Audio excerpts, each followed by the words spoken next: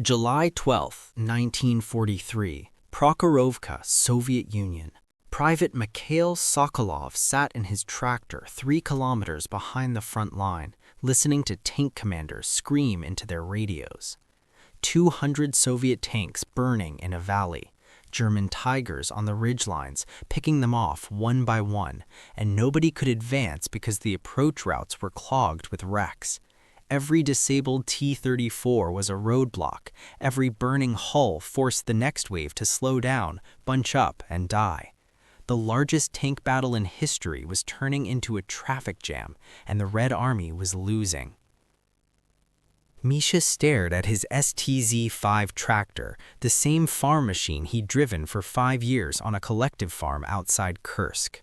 His commander had just told recovery crews to stay back, wait until the battle was over. Standard doctrine, except the battle wasn't going to be over if somebody didn't clear those wrecks. Misha thought about something that happened during a blizzard on the farm when his supervisor told him to wait until morning to recover a broken tractor. Misha had said, "If I wait, it'll be buried and we'll lose it. I'm going now." He keyed his radio and said, "I'm going in." His commander said, "You'll be dead in 5 minutes." Misha said, "Maybe, but right now our tanks are dying because they can't move forward. If I can clear one lane, they can punch through." The commander looked at the casualty reports, 87 tanks lost in the last hour, and said, "Go. If you die, I'm not writing your mother." This was the Battle of Kursk, Hitler's last major offensive on the Eastern Front. If Germany could break through Soviet lines here, they'd encircle massive Red Army formations and potentially regain the initiative lost after Stalingrad.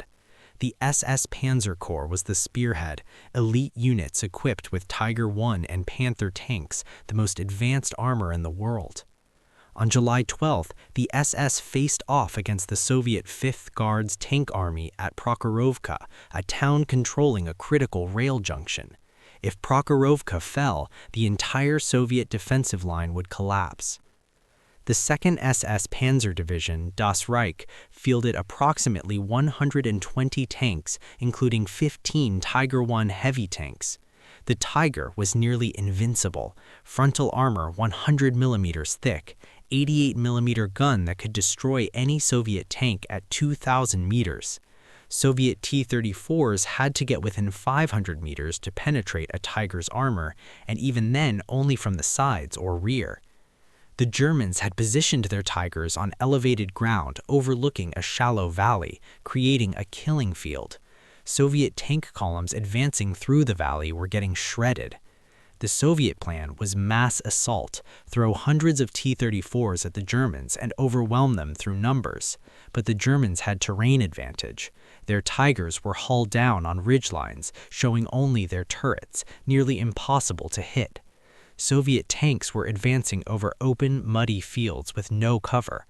In the first 2 hours of battle, 8 a.m. to 10 a.m., the Soviets lost over 200 tanks.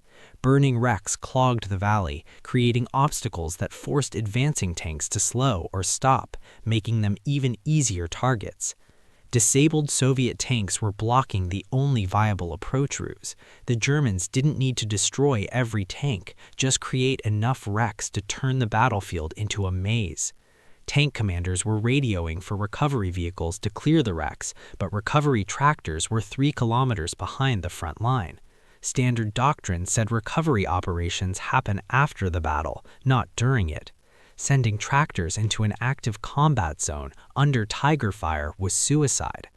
Soviet intelligence reported that German reinforcements, the 3rd SS Panzer Division, Totenkopf, were moving south and would arrive by nightfall. If the Soviet attack stalled for another 2 hours, the Germans would have enough armor to counterattack. The 5th Guards Tank Army was effectively stalled. Tank commanders were refusing to advance because the routes were blocked. Infantry couldn't move forward without armor support. Artillery couldn't target the Tigers effectively because they were hull down and kept repositioning. The Soviet commander, General Pavel Rotmistov, was facing the collapse of his entire offensive. Mikhail Sokolov hadn't planned on being a war hero.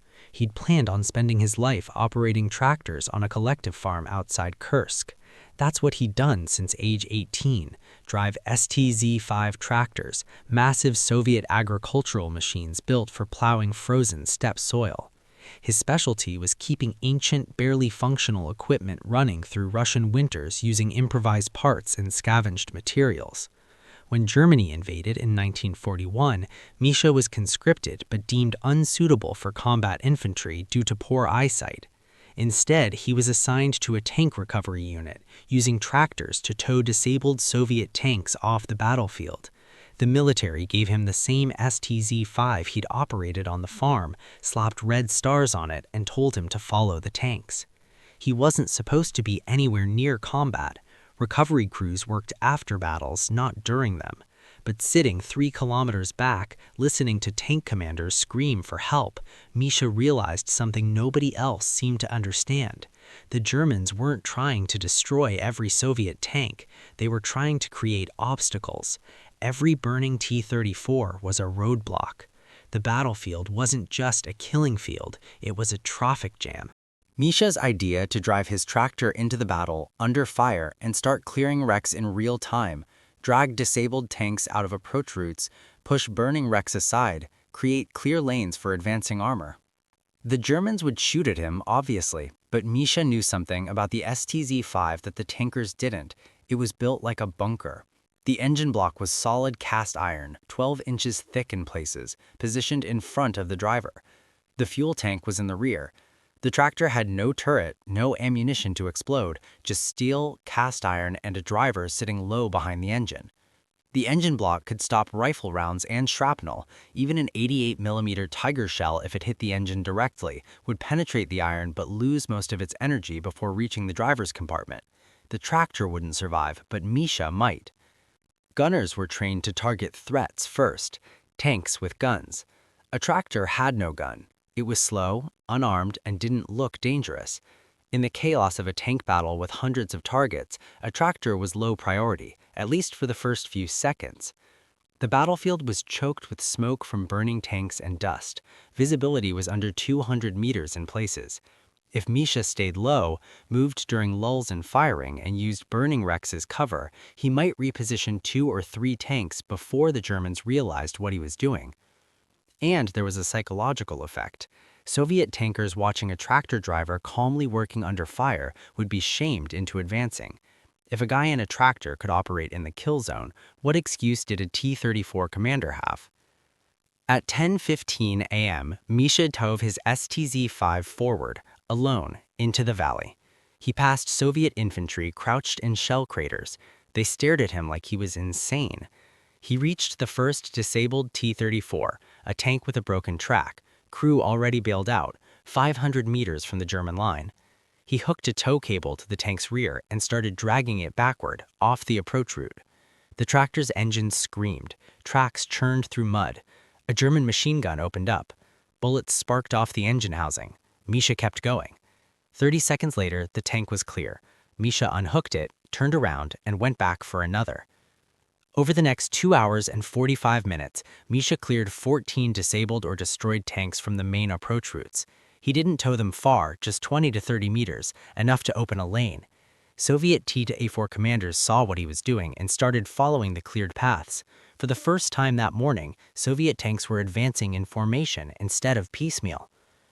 At 10:40 a.m., a Tiger I fired at Misha's tractor from 800 meters. The shell hit the engine block dead center. The engine exploded. Shrapnel tore through the driver's compartment. Misha was hit in the left shoulder and right leg. The tractor rolled to a stop, smoking. A Soviet tank commander, Lieutenant Dmitry Levrenenko, saw it happen.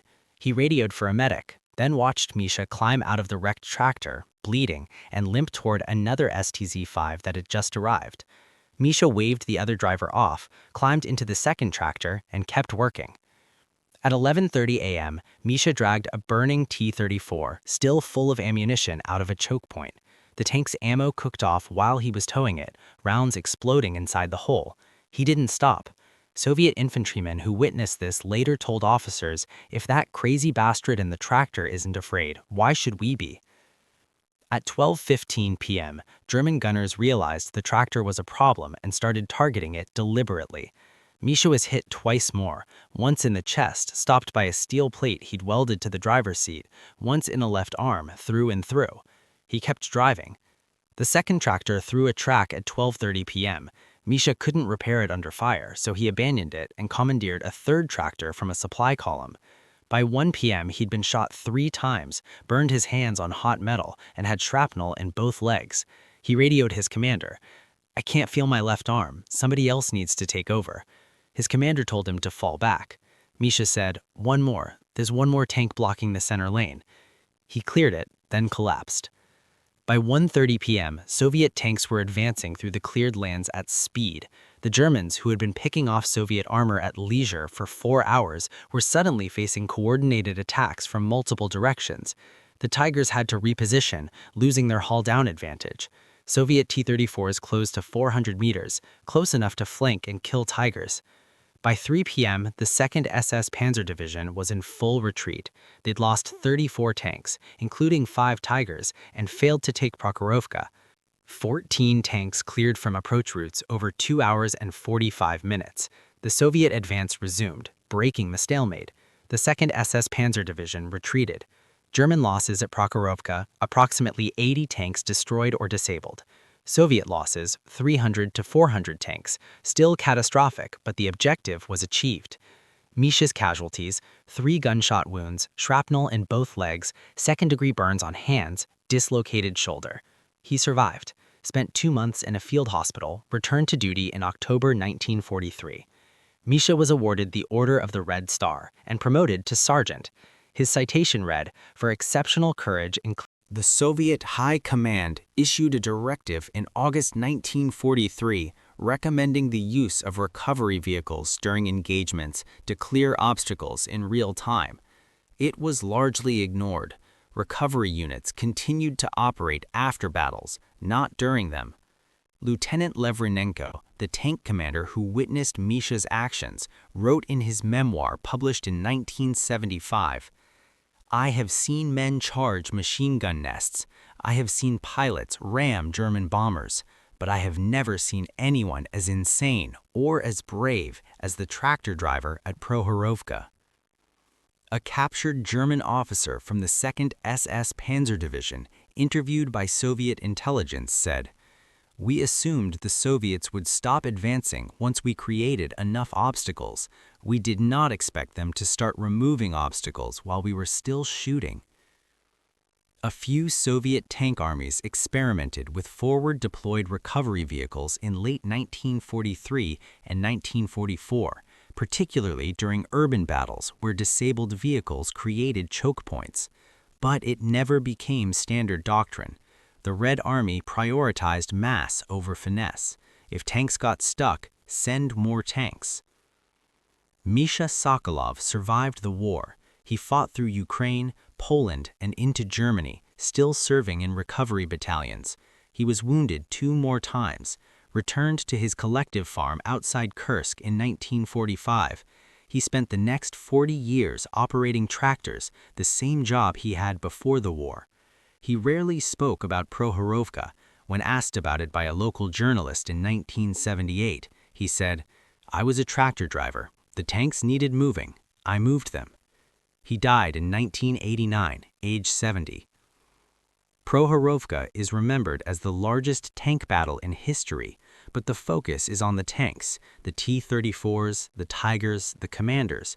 A tractor driver doesn't fit the narrative of mechanized warfare and heroic armor clashes. Soviet propaganda preferred stories of tank aces, snipers, and infantry heroes. A wounded man dragging wrecks with a farm tractor wasn't cinematic enough. Misha's name appears in exactly 2 places: his Order of the Red Star citation, archived in Russian military records, and Lavrinenko's 1975 memoir, a single paragraph. Most histories of Prokhorovka don't mention him at all. Today, modern militaries use armored recovery vehicles specifically designed for combat zone operations. These vehicles are designed to do exactly what Misha did: clear disabled vehicles under fire to keep offensives moving. The concept is now standard doctrine, but in 1943, it took a half-blind tractor driver to prove it worked.